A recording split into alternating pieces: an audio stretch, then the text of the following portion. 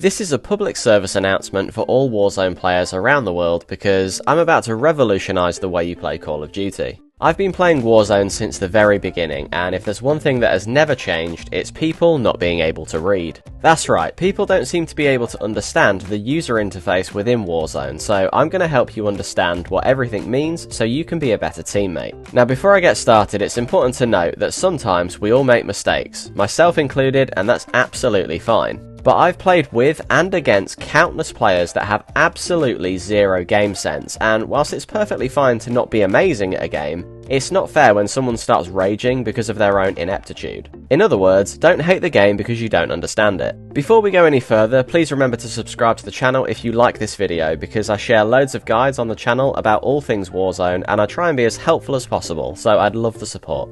Alright, so to start off with, what is a user interface? Well, it's just a fancy way of describing the screen that you're looking at. A user interface controls, prompts, and has other information about what you're doing or looking at. The UI in Warzone is fairly simple, and at its core contains information about you and your entire team in a really condensed way. So take a look at the team list, for example. As you can see, I'm playing Battle Royale and it's quads. There's me and 3 other players on this team, and I'm playing with Matt and Chris and a random teammate that the matchmaking system has given us.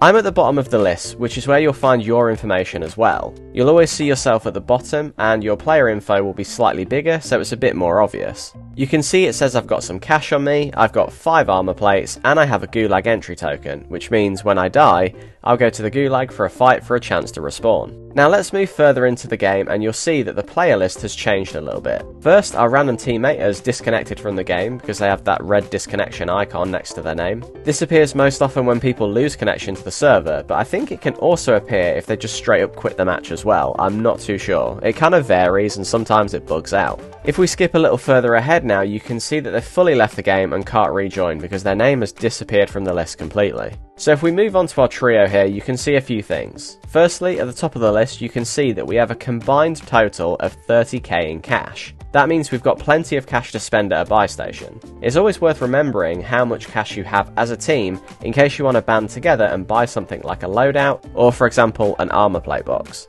Now if we look at Matt, you can see lots of different icons underneath his name. Firstly, he's got several armor plates available, he also has a gas mask, and an armor plate box, and a precision airstrike. That small dot at the end is a space available for one other item, and I believe that would be taken up by the gulag entry token had he not already used one. Lastly, he also has a self-revive denoted by the little small plus symbol beside his name. That means he can self-revive once, and when he uses it, he'll need to buy another one. All of these icons will disappear once he's used these items up. So moving on to Chris, you can see it's a similar story here. He has some plates, a gas mask, he has a munitions box, so that's extra ammo, and a UAV kill streak. He also doesn't have a gulag entry token because he's used it already. So where these things can be a bit more confusing is that your own player information is laid out slightly differently, and I think this is probably a bug that will hopefully get changed at some point, but as you can see here, I also have a self-revive, I still have my gulag entry token, and I have 5 armor plates and a full gas mask.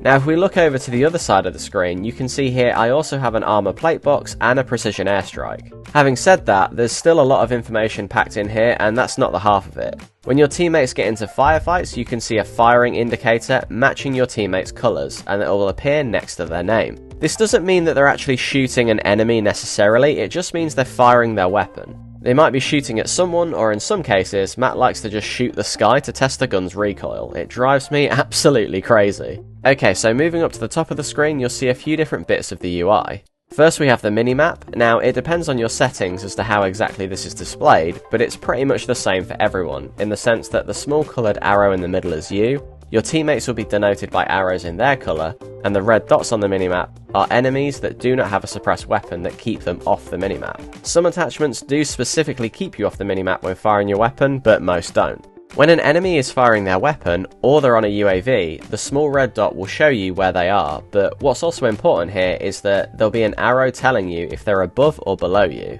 This is really useful when you're in a building, for example. If the enemy is below you, the arrow is pointing down, and of course if they're above, it's pointing upwards. If there are no arrows, then that means they're on the same level as you. The same goes for contracts as well. There'll be an arrow above or below letting you know where the contract is in relation to your position on the map. So keep a lookout for it if you're struggling to locate a contract or a player. As an additional note, if you have an advanced UAV active, then players on the minimap will be marked as small triangles rather than just a dot, and they'll live update as well. Now, without overcomplicating things too much, if you see an enemy and ping them, they'll be marked live on the minimap and in-game by a red diamond with an outline.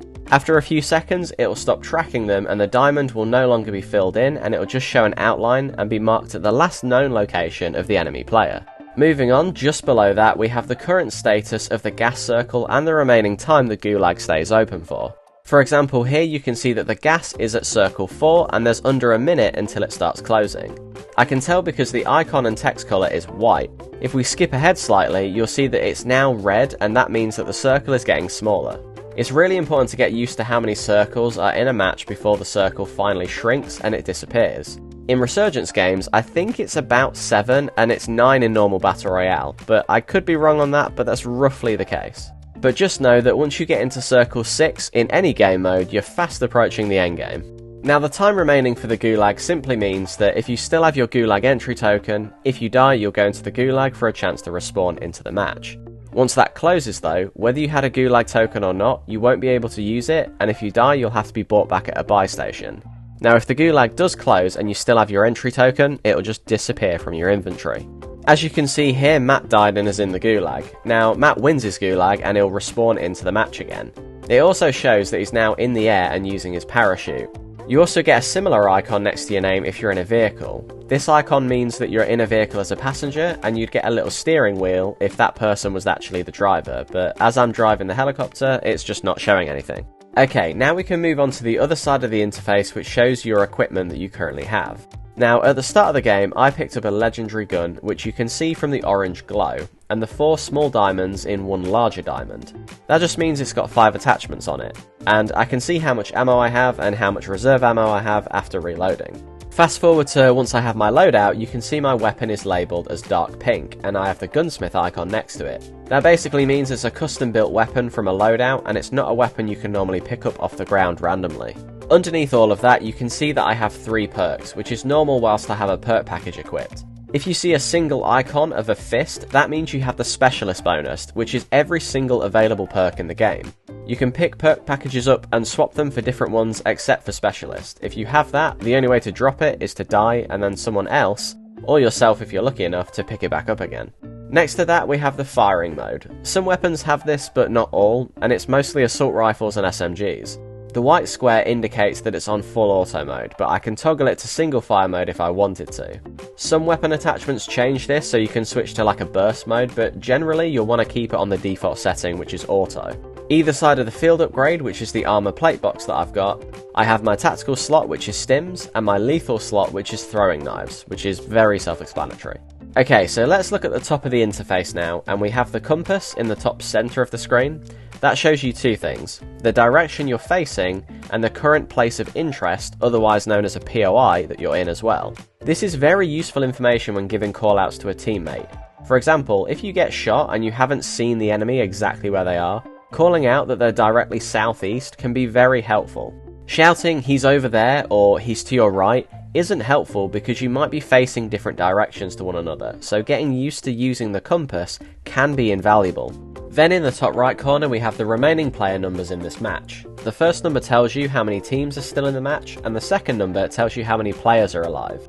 So you can see that there's 2 teams and 3 players, and the final number at the end is how many kills you as an individual has in this match. Being able to work out that there's 3 players in 2 teams means that I can easily see that it's a 2v1 for us, so we should be able to pull off the win. Now for my last nugget of information, which I've saved for last because people overlook this all the time, and it can literally be the difference between winning and losing a match. So it doesn't matter here because it's the end of the game and it's a 1v1, but as you can see, Matt and Chris are both dead. To buy them back, it would cost $4,000 each, as it says under the redeploy, but it also shows how much cash they'll both have if I were to bring them back into the game. If I buy Matt back, he'll respawn with $1,250, but if I buy Chris back, he'll respawn with $12,999, which is way more money than Matt has. If I only have enough money to buy one person back, I need to buy Chris back, because I can then pool my remaining money together with his, and then we can buy Matt back, or we can buy a loadout, or both. The amount of times people overlook this is insane, and I'm not joking when I say paying attention here can either win or lose you the game, so you've got to take notice of this.